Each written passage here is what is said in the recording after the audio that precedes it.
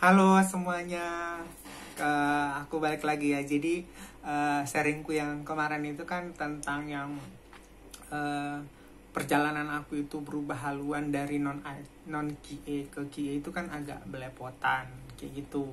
Terus itu karena memang aku gak ada persiapan juga. Nah sekarang aku coba pakai catatannya supaya kalian itu lebih paham. Nah yang mau aku bahas sekarang itu adalah kenapa sih sekarang itu pilihan untuk menjalani ataupun memilih untuk berkuliah di IT itu adalah salah satu pilihan yang tepat gitu. Nah sebenarnya sebelum aku masuk ke sini itu pasti kita harus ke background dulu. Jadi kan aku itu sebenarnya kuliahnya itu di IT. Nah supaya teman-teman tahu nih bahwasannya gimana sih sampai akhirnya aku memutuskan untuk kuliah di IT. Nah, tuh biasa sebenarnya waktu SMA itu aku nggak pernah kepikiran untuk ngambil jurusan IT. Yang aku coba itu pasti kedinasan. Kenapa kedinasan itu memang karena latar belakang ya, karena keadaan finansial dan orang tua kan udah nggak ada lagi. Jadi kalau udah kedinasan itu pasti kan dibiayai sama negara. Nah itu pasti. Kalaupun nggak itu biasanya itu ngambilnya itu ke hukum kayak gitu. Jadi apakah IT itu adalah hal yang terbesit di benak pada saat itu? Sama sekali enggak kayak gitu. Jadi IT itu bukan pilihanku kayak gitu, tapi keadaan yang memaksa. Nah kenapa bisa? Kok bisa keadaan yang memaksa? Yang pertama kayak yang aku bilang tadi, aku itu udah nggak punya pilihan lagi. Jadi kan kalau kita kuliah udah pasti ada namanya biaya. Nah, jadi pada saat itu aku tuh ada peninggalan orang tua yang masih bisa aku gunakan. Tapi aku tahu untuk menjalani 6 ataupun 8 semester itu tuh nggak akan cukup. Makanya aku tuh perjuangannya itu adalah di semua kedinasan. Semua kedinasan yang ada kesempatannya untuk aku apply atau lamar itu pasti aku ambil. Cuman memang gagal. Dan beruntungnya memang ada satu titik di mana aku itu kayak udah prepare bahwasanya apa yang aku mau belum tentu semuanya itu akan tercapai kayak gitu. Sampai di satu titik aku ingat banget pada saat itu kita itu mau ujian nasional kayak gitu, mau ujian nasional tapi udah mumet nih. Jadi ada bimbingan juga, udah dikejar-kejar ini, terus ya aku sendiri pun punya beban yang lebih berat lah daripada yang lain, dalam arti karena memang ya aku harus memikirkan bahwasannya aku tuh mau kuliah kemana dengan biaya yang seperti apa gitu, yang mana mungkin orang lain hanya memikirkan mungkin gak semua, ada juga yang kayak aku, tapi setidaknya ya kayak bisa dibilang 5% dari para pejuang itu ya kami yang masih harus memikirkan yang namanya biaya kayak gitu. Nah jadi menjelang ujian nasional itu adalah pembukaan yang namanya PMDK. Nah kalau teman-teman itu nggak tahu, tapi kayaknya rata-rata tahu lah ya, yang namanya PMDK itu berarti dimana kita itu bisa mencoba untuk masuk ke universitas itu menggunakan nilai raport gitu. Nah pada saat itu sebenarnya adalah peluang untuk masuk ke perguruan swasta, kita sebut aja namanya Institut Teknologi Del. Kalau dulu namanya Politeknik ITDel, Politeknik apa sih? Nah, Institut Teknologi Del. Kalau dulu namanya PIDel, sekarang kan ITDel. Nah, jadi pada saat itu kita dari SMA, yang nggak tahu SMA aku itu dulu dari SMA Negeri 1 plus Matauli Pandan. Nah, itu tuh kita punya kuota 10 orang. Jadi kita itu dulu satu angkatan hampir 300 kayak gitulah, hampir 300 orang. Tapi kuotanya untuk yang PMDK cuman sekitar 10 orang. Nah, ini agak unik sebenarnya ceritanya. Uniknya itu kenapa? Kan cuman 10 nih. Sementara kita satu angkatan tuh ada 280 atau 290 lah kayak gitu. Hampir 300. Nah, terus karena posisinya itu cuman ada 10, akhirnya yaudah aku coba aja gitu. Ternyata aku itu adalah peserta yang ke-11an. Maksudnya bukan ke-11 ya, maksudnya kayak 12, 13 atau berapa kayak gitu. Sampai pada akhirnya ternyata di ranking lah dari nilai-nilai ini ya kan. Dan aku itu nggak masuk ke 10-nya. Yang daftar mungkin sekitar 12 atau 13 gitu, aku kurang kurang paham, yang diterima tuh cuma 10 kan, karena PMDK-nya dijatah dari PIDL cuma 10 orang. Nah, dan aku pun sebenarnya nyoba PIDL itu karena stres sebenarnya. Maksudnya kan udah banyak ini tekanan, pikiran pun udah kemana-mana. Terus ada kesempatan untuk pergi ke daerah Toba. Kan pasti lewatin Danau Toba, kita bisa jalan lah kayak gitu. Dan kebetulan kemarin itu kita pakainya mobil dari temen yang lumayan berada lah. Jadi kayak kita itu low budget gitu. Nah, itu sebenarnya motivasinya. Jadi aku bukan punya keinginan benar-benar mau kuliah di Institut Teknologi Del, tapi nggak tahu ya, Tuhan itu selalu punya rencana. Nah, pada saat itu dari yang 10 ini kita lanjut. Ini masih agak acak-acakan ya ceritanya. Jadi 10 ini kan aku nggak masuk. Ternyata ada satu orang yang akhirnya itu memutuskan untuk mundur. Yang satu lagi dipaksa mundur karena orang tuanya nggak setuju dia kuliah di situ. Akhirnya dari guru BP menyampaikan, oh ada kuota satu lagi, kuota terakhir, masuklah nama ke situ kan. Ya udah masuk, terus akhirnya kita ya sesuai ekspektasi, yang penting tuh berangkat. Waktu kita berangkat tuh orang tuh aku nggak tahu, waktu kan kita beda-beda kos ya pada saat itu. Bahkan pada saat itu kayaknya nggak ada anak serama atau ada gitu, nggak tahu deh, lupa ingat. Pokoknya kita berangkat 10 orang tuh satu mobil. Itu kencet-kencetan ya, seadanya ya kayak gitu ya, namanya juga berjuang ya kan. Itu perjuangan untuk masuk universitas, meskipun aku hanya bukan bagian dari yang berjuang itu. Nah, ternyata setelah sampai di sana itu benar-benar ya, kita tuh fasilitasnya benar-benar sangat memuaskan, tapi low budget karena itu tuh rumah dari saudaranya temenku kayak gitu. Jadi ada bentukannya kayak villa gitu sih, tapi memang kan dari Sibolga yang panas ke situ tuh dingin gitu. Nah, akhirnya selimut tuh tebel-tebel, semuanya tuh udah difasilitasi. Orang tuh pada belajar, aku sama sekali nggak belajar karena memang niatnya nggak ada gitu, cuman pengen jalan aja. Sampai akhirnya kita itu ujian, udah ujian, mereka itu kayak mengerjakan, kalau nggak salah dulu itu 30 soal logika gitu ya. Ada yang ngerjain sampai 30, ada yang 27. Dan aku inget banget, aku tuh cuma ngerjain sekitar 14 apa lebih gitu deh segitu. Makanya pada saat mereka udah pada optimis, aku kayak, maksudnya ya mereka optimis dan mereka berharap gitu. Sementara aku sendiri, ya aku kerjakan cuman sebisaku dan semauku aja gitu, emang nggak niat kan. Terus setelah itu akhirnya kita pulang. Terus setelah pulang itu beberapa minggu setelah itu baru diumumin. Nah, dulu itu internet belum sekeren sekarang. Dulu itu kayak kita buka dari handphone, internet tuh loadingnya lama banget, teng kayak gitu. Nah, sebenarnya aku tuh udah niat ngeliatin pengumuman itu dari pagi gitu kan. Jadi sempat lihat lah kayak gitu.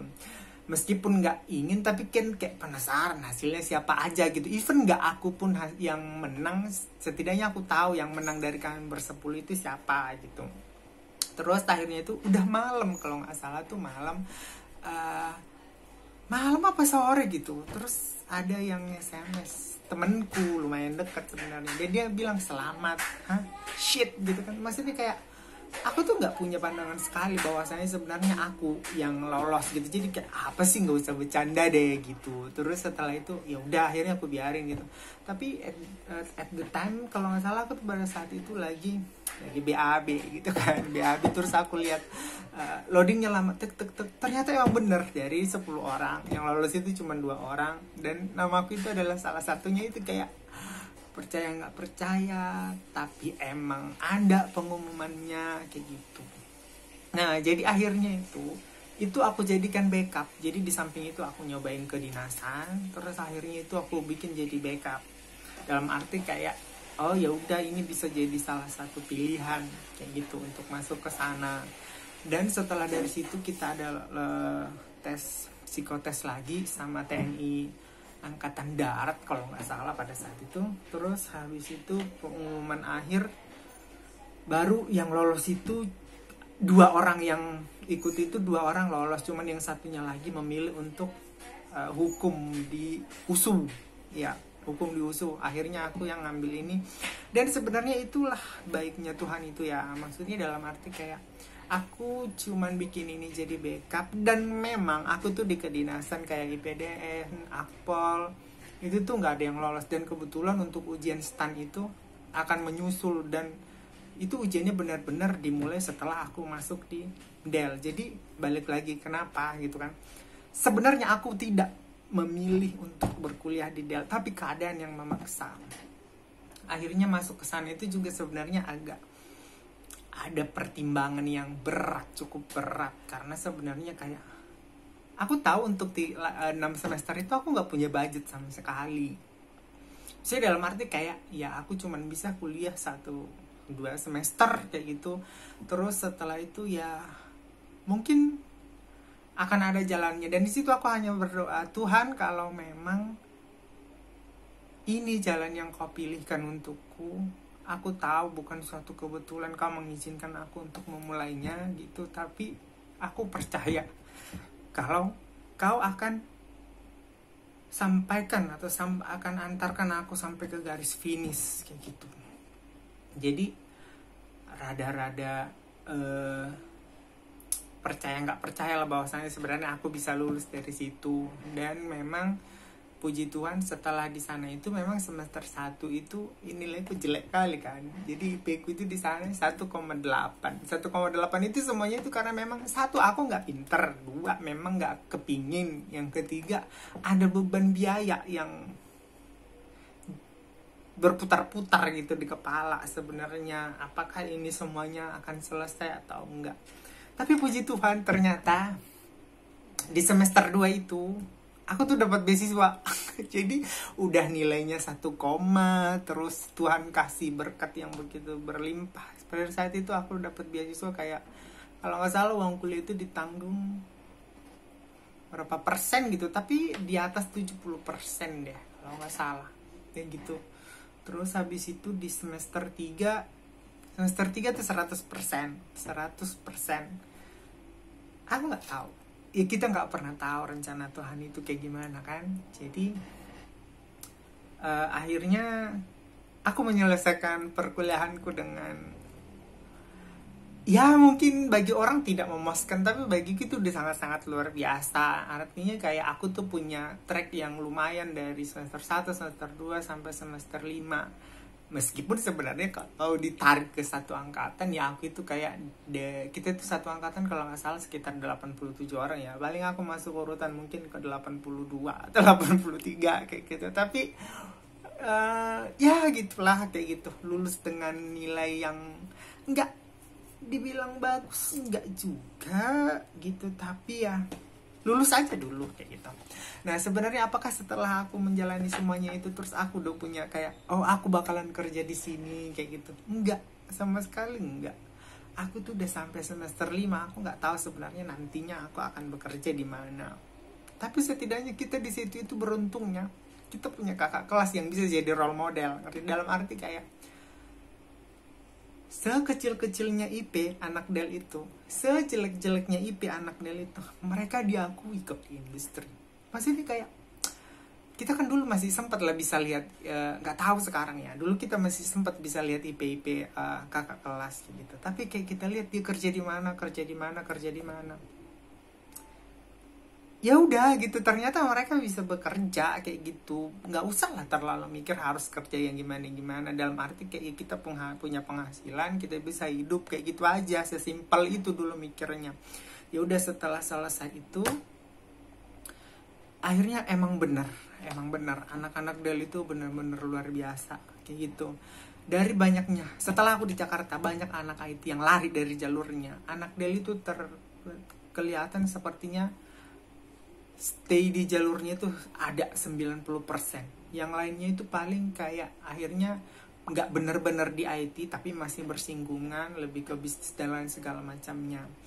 Nah itulah kenapa aku bilang daya serap IT sekarang itu sangat-sangat tinggi. Dan pertimbangannya kenapa kamu harus, ataupun maksudnya semua itu punya peluang ya, dalam arti cuman kayaknya IT itu sekarang itu lagi punya peluang yang sangat tinggi. Bahkan yang non IT aja kuliahnya mau bela-belain mulai untuk belajar setelah lulus kuliah. Nah, beberapa hal atau fakta yang harus kita perhatikan adalah sekarang tuh semua udah merambah ke dunia digital.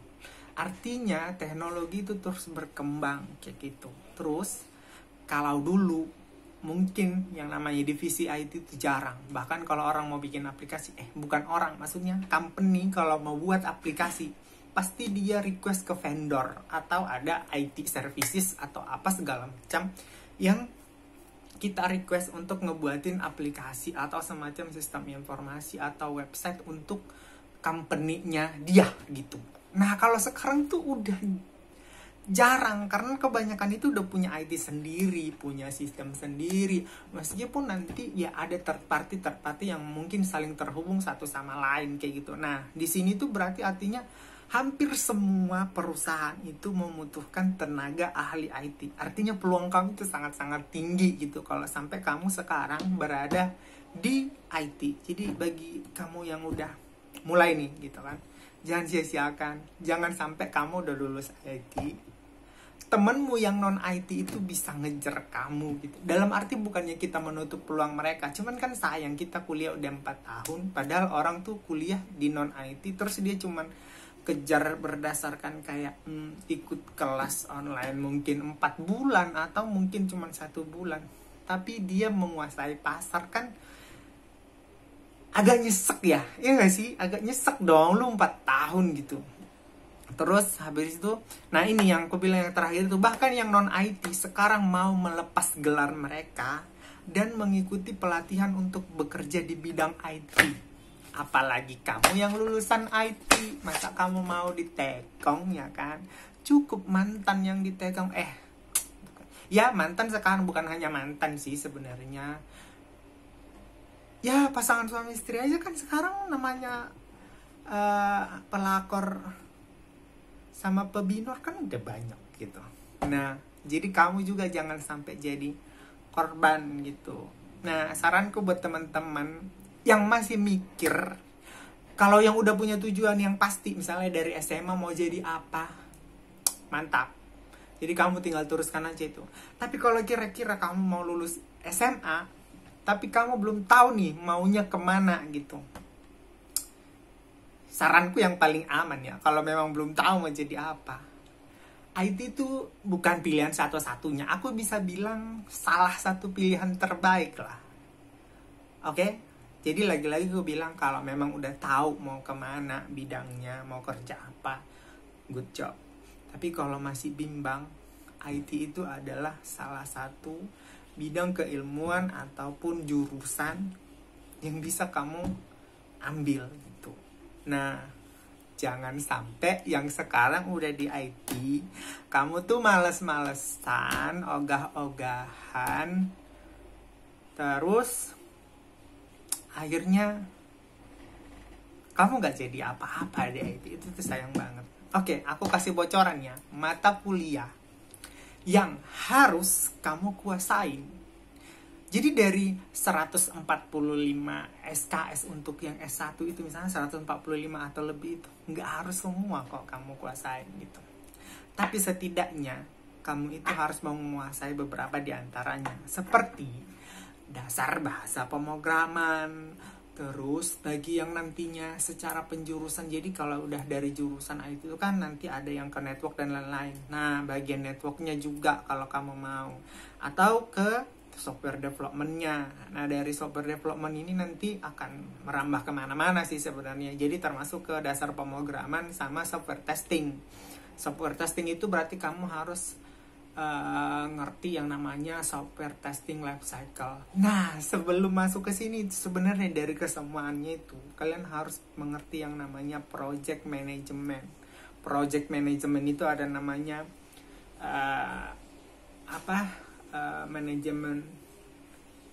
manajemen risk pada saat pengembangan project. Ada juga yang namanya software development life cycle. Nah, software development life cycle itu menurutku di semua yang mau kau sistem analis, bisnis analis, QA, software developer itu tuh harus kamu kuasain, harus hukumnya wajib. Kayak gitu. Terus kemampuan ya pada umumnya sebenarnya di bidang apapun yang namanya kemampuan komunikasi itu paling penting, terutama bagi kamu yang nanti ngambilnya itu di software quality atau di bidang bisnis analis atau di project manager. Kemampuan negosiasi itu juga harus dilatih. Nah, bagi kamu itu mungkin di IT nggak ada ya, untuk maksudnya yang spesifik untuk belajar itu tuh nggak ada, tapi itu bisa kamu ambil dari misalnya dari kegiatan organisasi, atau mungkin kamu mengikuti pelatihan-pelatihan di luar, kan banyak tuh yang kayak gratis-gratis gitu. Nah, itu tuh sangat mendukung. Jadi sekarang bidang di IT itu aku sebutin satu-satu ya. Nah, kalau kalian nggak ngerti atau kalian mau dibuatin kontennya tentang itu, nanti kamu bisa komen di kolom komentar. Sekarang itu ada yang namanya software developer ataupun software engineer dan sejenisnya, atau programmer. Nah, itu sebenarnya mirip-mirip, tapi kadang tuh ada bedanya dikit, tapi masih satu bidang lah gitu. Terus software quality assurance, software quality engineer, tester kayak gitu. Meskipun sebenarnya itu bisa dibedakan ya antara tester sama software quality, tapi orang tuh ya apalagi orang awam ngelihatnya sama. Nanti kalau mau dibuatin kontennya bisa juga supaya spesifik bedanya itu apa. Terus habis itu ada project manager, ada product manager, ada scrum master, ada business analis, ada sistem analis juga. Nah, untuk bagian yang network, DevOps dan lain-lain, itu sebenarnya kadang tuh mirip-mirip tapi beda-beda karena mereka menguasai spesifik teknologi gitu juga sih. Meskipun ya aku nggak terlalu paham gitu, tapi sedikit-sedikit bisa lah gitu. Atau nanti tak ajakin yang paham kali ya. Nah, jadi itu aja sih sebenarnya pertimbangan kayak kenapa kamu harus, atau IT itu adalah salah satu pilihan untuk kamu mau ngambil jurusan apa saat kuliah. Oke, itu aja. Thank you. Bye-bye.